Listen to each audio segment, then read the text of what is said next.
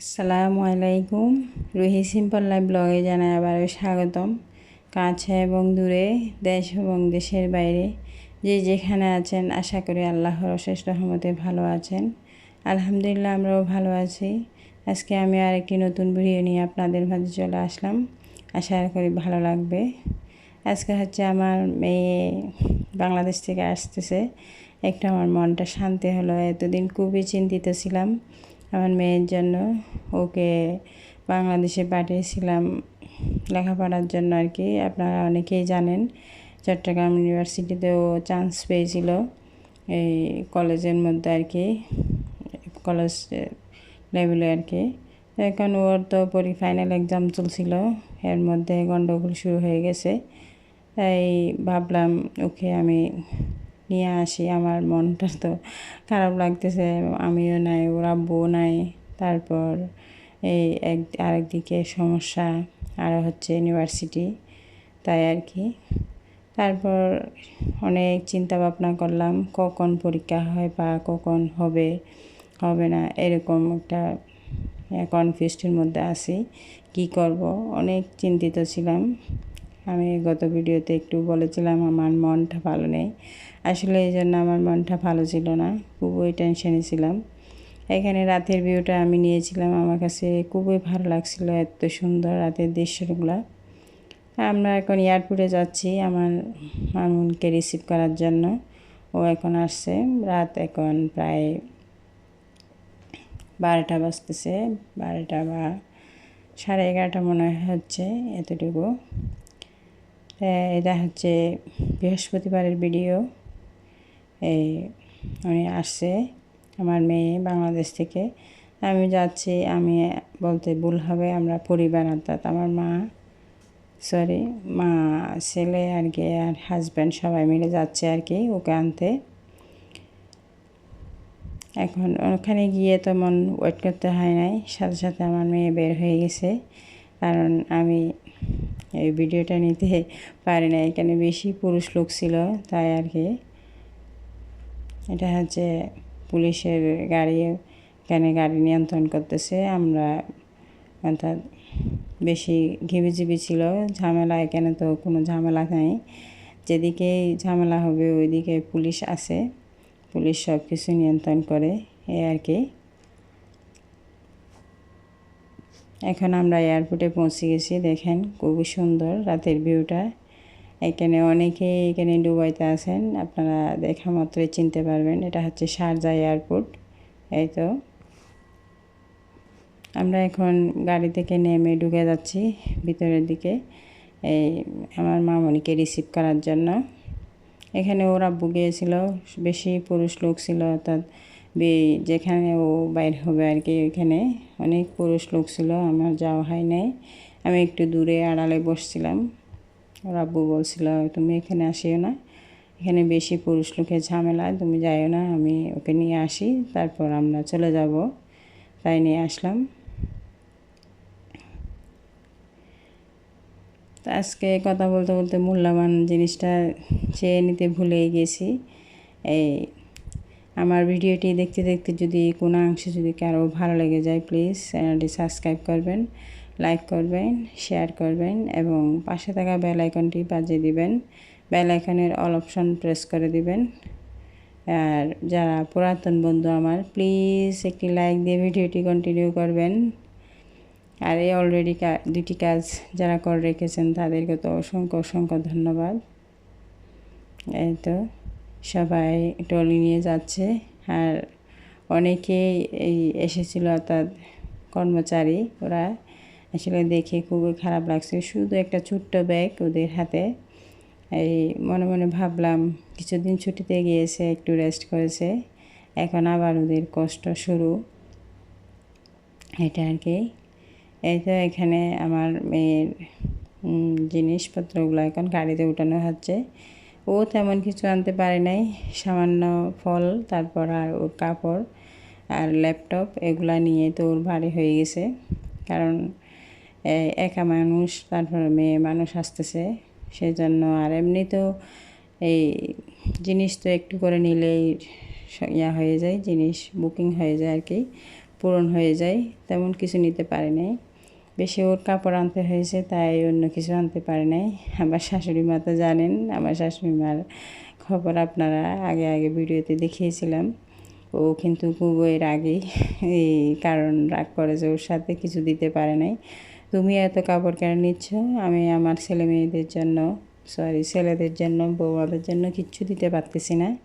তুমি কাপড় নিও না, আমি জিনিস দেব। আমার মামনি বলতেছে আমার কাপড়গুলো লাগবে, আর মহিলাদের তো কাপড় বেশি লাগে। একটা একটা কাপড়ের সাথে 3 পিস, ওড়না, হেজাব, তারপর সেমিস, এভাবে তো মেয়েদের কাপড় এরিয়া বেশি, তাই আর কি। ও এক ব্যাগ কাপড় নিয়ে এসেছে, 1 কার্টন। তারপর আরেক কার্টনে ছিল এমনি শুকনা জিনিস আর কি। এই তো এখানে জিনিস আনছে হচ্ছে একটা কাঁঠাল, তারপর হচ্ছে আমড়া। কাঁঠালটা কীভাবে র্যাপিং করছে দেখেন, কষ পড়তেছে তাই আর কি, কারণ যাতে কষ পড়ে কোনো কিছু নষ্ট না হয়। কাঁঠালটা এত ভালো ছিল, অনেক অনেক ভালো ছিল কাঁঠালটা। এই তো আমরা তারপরে এই সামান্য জিনিসে 15 কেজি হয়ে গেছে একদম। মানে কোনো জিনিস আনা খুবই মুশকিল, দেশ বলেন বিদেশ বলেন। এখন এই ফ্লাইটে ওঠার সময় পর্যন্ত ওজন দিচ্ছে, কোনো লুকিয়ে লাকিয়ে কোনো কিছু নিচ্ছে কি না আর কি। এইটা 2টা জাম্বুরা, তারপর কচুরলতি, তারপর আমড়া, এগুলাই সামান্য জিনিসগুলো আর কি। তারপর কিছু শাক, কুড়িয়ে নেওয়া কিছু শাক এই বিলের থেকে আর কি। এখন তো বর্ষাকালে শাকের মৌসুম, কিছু শাক এনেছে আমাদের জন্য। এই তো হেলসা শাক বলে আমরা, অনেকেই চিনে থাকেন এই শাকগুলা, অনেকে চিনবেন না বা হেলসা শাক। এখন কাঁঠালটা সকাল হওয়ার সাথে সাথে সকালে এটা পেকে গিয়েছিল, তাই কেটে নিচ্ছি। আসলে এবার বাড়ি থেকে ঘন ঘন সবাই আসছে, একটা একটা কাঁঠাল আনছে, অথচ অনেক বছর চলে গেছে, একটা কাঁঠালও খাওয়া হয় না আমাদের, একটা কুশও খাওয়া হয় না। এখানে 2টা 3টা কুশ হচ্ছে 5 দিরহাম, অর্থাৎ বাংলাদেশে প্রায় 150 থেকে 160 টাকা পড়ে, প্রায় 160 টাকা পড়ে। এই 2টা কুশ থাকবে বা 3টা কুশ থাকবে এরকম কাঁঠালগুলা। তাই অনেক দাম কাঁঠাল এখানে। কাঁঠাল বাইরে থেকে খুবই কম আসে, কেন জানি না, আসে না কেন, আসলে মনে হয় পচে যায় তাই আর কি কম আসে। এখানে কিছু আমরা নিয়ে নিয়েছি আমি এই কাঁঠাল জন্য ভাত খাওয়ার পরে আর কি। কাঁঠালগুলো ফ্রিজে রেখে দিয়েছি, তো ঠান্ডা ঠান্ডা খেলে ভালো লাগবে। এখানে তো এখন গরমের সিজন, গরম চলতেছে তাই আর কি। এখানে আমড়াগুলো ছুলে এখন ভাত খাওয়ার পরে আমাদের পরিবারের তো একটা অভ্যাস টক খাবার খাওয়া।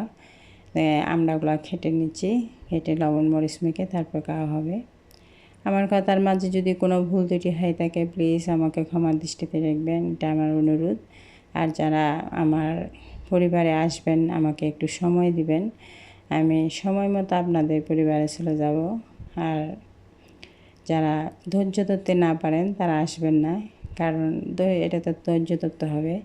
আর অনেকে কী করে একদম 24 ঘন্টা বরাবর হাতে নিয়ে বসে থাকে, সাথে সাথে 24 ঘন্টা হওয়ার সাথে সাথে যদি আমি না যাই চাপটা তুলে নেই, তাই কখন 24 ঘন্টা হচ্ছে এটাকে যদি আমি সব সময় হাতে নিয়ে বসে থাকি, তারপর আমার পরিবারের কাজ বা আমি তো একজন গৃহিণী, তো আমি কীভাবে এইভাবে করব।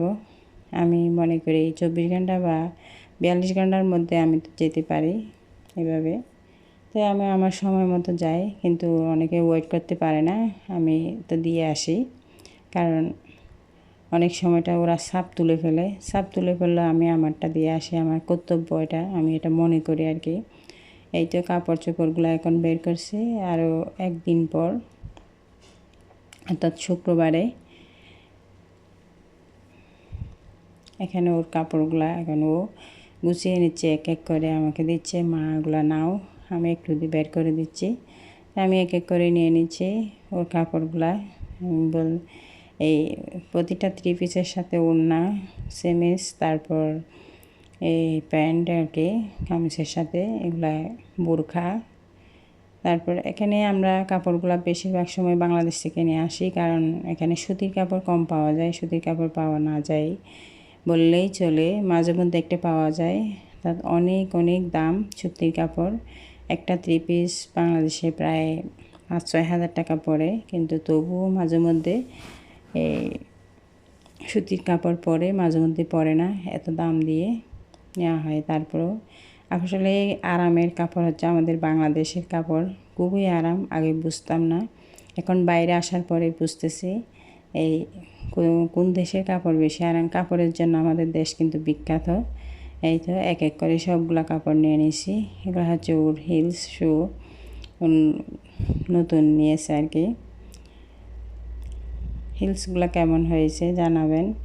ও এখানে আমার জন্য শাড়ি আনছে। তারপর ওর ফ্রেন্ড একটা শাড়ির কথা বলেছিল, ওর ফ্রেন্ডের জন্য আনছে। ফ্রেন্ড বলছে আমি বিয়ে হয়ে পর্যন্ত আমি কোনো শাড়ি পরি নাই, অর্থাৎ ওর বিয়ে হয়েছে এখানে।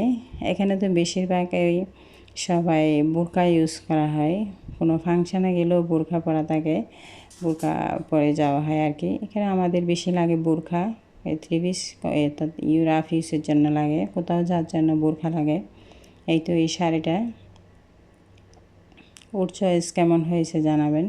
ও 2টা শাড়ি নিয়ে আসছে, একটা হচ্ছে ওর ফ্রেন্ডের জন্য আর একটা হচ্ছে আমার জন্য, বা ও পরবে। ও এখন ইদানিং বেশি শাড়ি পরার জন্য শখ করে, কোনো কিছু ফাংশানে বা অনুষ্ঠানে বা এমনিতে। তো মাঝে মাঝে পরবে ও, এইভাবে উদ্দেশ্য করে নিয়ে আসছে আর কি শাড়ি। 2টা শাড়ি আনছে পরার জন্য। শাড়িগুলো কেমন হয়েছে ওর চয়েস জানাবেন। আবার শাড়ির সাথেও এই কানের দুলও নিয়ে আসছে। এই তো দেখেন, কানের দুল, 3 জোড়া কানের দুল পরার জন্য আমার মেয়ে। এই তো কারণ বাংলাদেশের অবস্থা কেমন জানি না, আল্লাহ সবাইকে হেফাজত করুক, সব সময় তো দোয়া করতেছি।